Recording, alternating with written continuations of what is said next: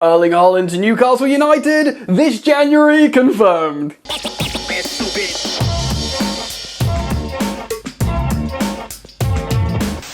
Yo, what's happening, people? Welcome back to Football Therapy with me, Ocean. I really do hope you guys are doing well. Anyway, it really does look like the Saudis are going to take over Newcastle United, and investment could be made this January. In fact, announcements could even be today regarding the takeover. Now, piracy issues have been sorted. Lots to get into there. How does this affect Chelsea? Of course, Chelsea have their own sugar daddy benefactor in Roman Abramovich. And this is another Saudi-backed situation like Manchester City with Newcastle United, with questionable human rights issues over there. Problematic indeed. In today's video, we're going to reflect on an article by Sky Sports giving you an update and talk about how this could affect Chelsea and indeed Man City at the top of the table. Settle in, get comfortable, consider subscribing if you're new to the channel, or indeed if you are a returning viewer who's yet to subscribe. It's a nice thing to do. Hit the bell notifications icon,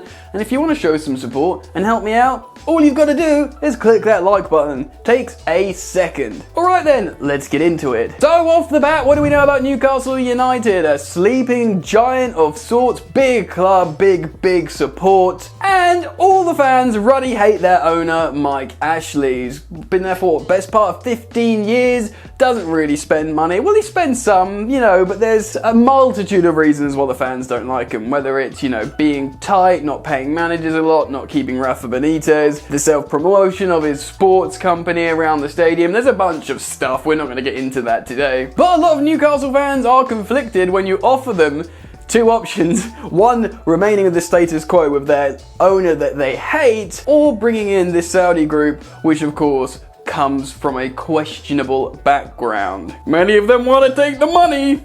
Can't say I blame them. If you've been through so much pain and you're offered such sweet fruit, I imagine it's tempting. Anyway, let's jump into this Sky Sports article and find out what's going on. Saudi-led consortium, Premier League and Newcastle hopeful takeover can be announced on Thursday. Deal looked to be off when the consortium pulled out last year. However, significant barrier removed when Saudi state resolved issue with beIN Sports over illegal streaming of the Premier League. Basically, all the Premier League games were like a beIN piracy network that was doing all the games. Therefore, loads of money was not able to be made and people are upset. Anyway, let's read on. All parties are hopeful an announcement can be made today confirming the takeover of Newcastle United. Today seems a little bit soon. At time of recording, this is 11:38 a.m. It's going to be a little while before I get this video live, so a lot can change, but to be honest, whether they've announced it or not doesn't change the content of this video. So get comfortable. There was hope and speculation it was going to be announced on Wednesday night, but certain details still needed to be agreed. There is no guarantee it will be announced on Thursday, but the parties are hopeful and working around the clock to get it finalized. There is now hope that the 18-month saga surrounding Newcastle's ownership is close to being over. The takeover will involve Saudi Arabia's Public Investment Fund (PIF) taking a controlling 80% stake and will bring an end to the Mike Ashley's controversial 14-year ownership of the club. Regardless of the problematic nature of the new ownership, the fact how Mike Ashley will be out the door, you'll have Newcastle people singing and dancing in the streets. It's just what will happen. The Saudi-led consortium previously withdrew from the deal in July 2020 after the Premier League identified the Saudi stake as a director with control over the club, which would have made it subject to the league's owners and directors test as part of the takeover's process. However, the Saudi state removed a significant barrier to the takeover when it resolved its issues with beIN Sports over the illegal streaming of the Premier League football on Wednesday. No more illegal streaming, more people can make money, therefore people are going to be happier. The Qatari network beIN has been unable to broadcast in Saudi Arabia for the last 4.5 years as part of a diplomatic dispute, but the ban is now set to come to an end. The station has been opposed to the Newcastle takeover, saying the ban and piracy of its content was damaging sports rights rights holders. Consortium wants to invest in January window. Right, so let's see what Sky Sports reporter Keith Downey has to say. Quote, the major development this morning is that it could be announced later on today. All parties, Newcastle, the Premier League, and the consortium themselves are working around the clock to push this takeover through in time for them to have the keys to St James's Park for the next game against Spurs after the international break. The deal is edging closer, some big movement overnight, and the announcement of the £300 million takeover by a Saudi-backed consortium could be announced later today. It really does feel like this is moving rather fast. For them to be in control immediately after the international break seems it's moving fast. It's the news all Newcastle fans want to hear. The supporters have been desperate for a change for some time. Some were here last night beeping their horns, trying to get a flavour of what's happening. Were they allowed to dream? The Sovereign Wealth Fund of Saudi Arabia having an 80% stake in Newcastle. It's big money. They have a lot of money to spend though, obviously. They're going to be guided by financial fair play. Well, are they going to be guided by financial fair play? Because what we've been hearing over the last year or so, maybe year or two, is that FFP is being relaxed. More people are spending money. A lot of money. I mean, you know? Plus, they might try and find ways to bend around certain rules. We know other Saudi-backed clubs, such as Man City, have been tiptoeing around legal prosecution issues, problems, court cases.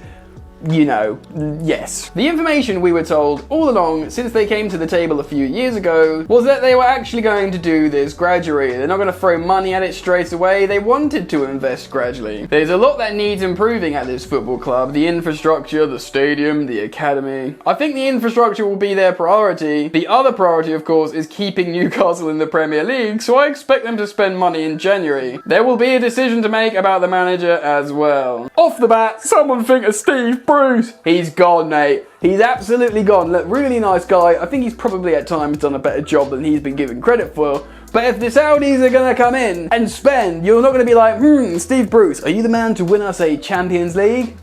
No? Ciao. What? Antonio Conte to Newcastle?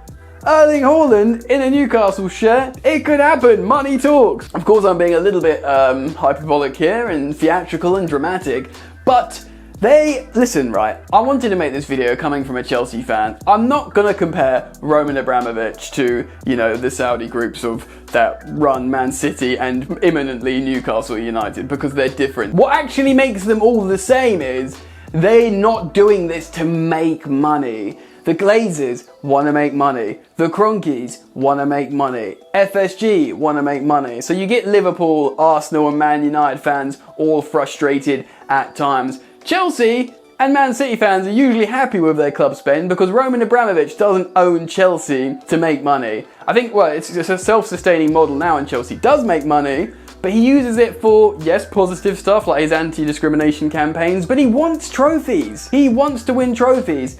And the Newcastle owners will be coming in not because they need to earn money. It's not a business model where they want to earn money. They want to win trophies. It's a plaything.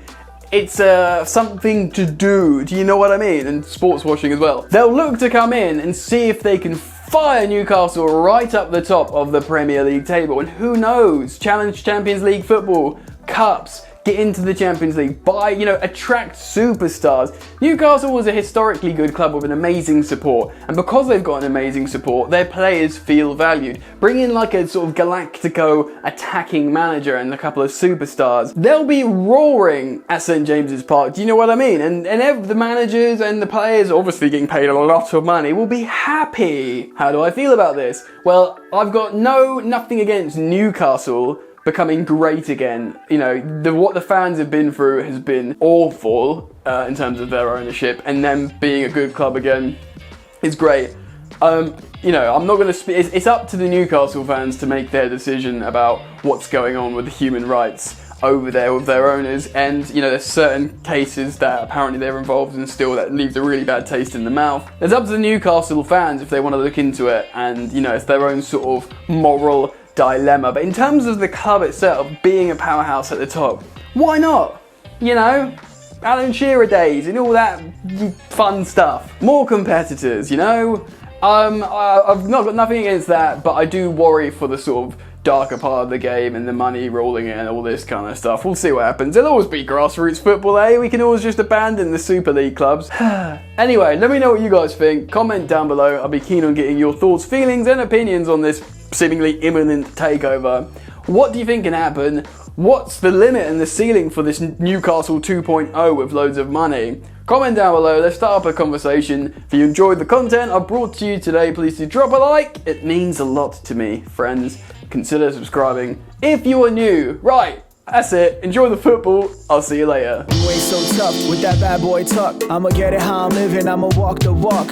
Outline my lines, I rap through thought. Body bag the verse, outlined in chalk. In my life seen trouble, hustle on the double. Silence on the trigger like my pick got a muzzle. Yo chick like to guzzle, bad boy stay in trouble. I only love this paper, sorry I don't. I laugh me baby.